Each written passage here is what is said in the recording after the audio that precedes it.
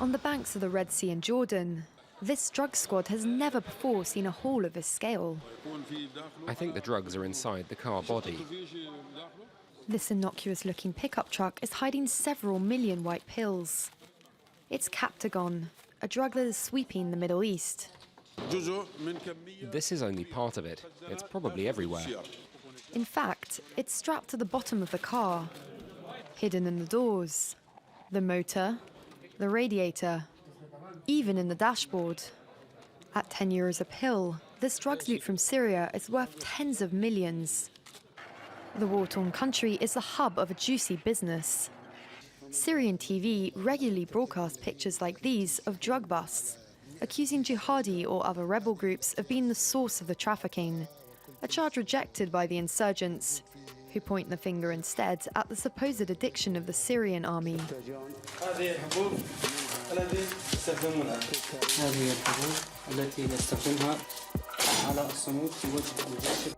Prized by fighters on all sides for its euphoric effects, it's also a vital source of income for insurgents in Syria.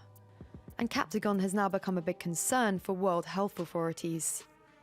It actually encourages people psychologically. On the other side, they sell in these things, they bring in more money, and they can fund their fighters one more time and buying more arms, and etc., etc. So why has captagon so successfully invaded the battlefield in Syria? The amphetamine byproduct is not a recent drug.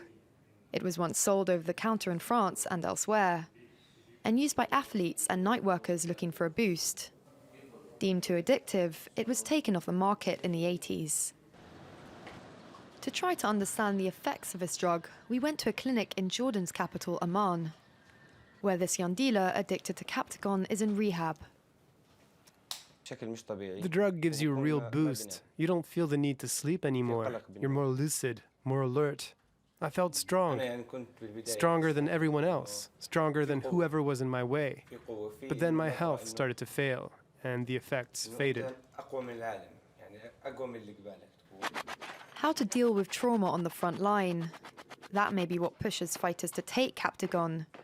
But its widespread availability is mostly down to it being such an easy and lucrative source of funding.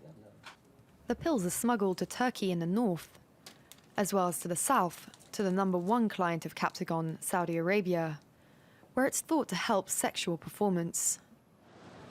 Between these two countries lies Jordan. Behind these locked doors at the offices of the anti-drug police in Amman is a well-stocked room. Its shelves overflow with recent seizures of the drug. This is captagon, and in these bags, more captagon. That's 28 million pills seized since January.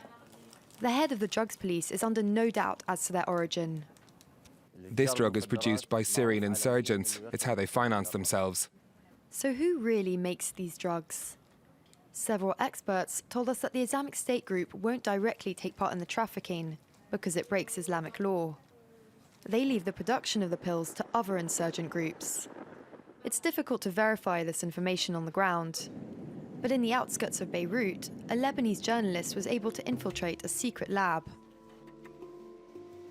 Workers here are busy mixing the precious pills destined for Syria.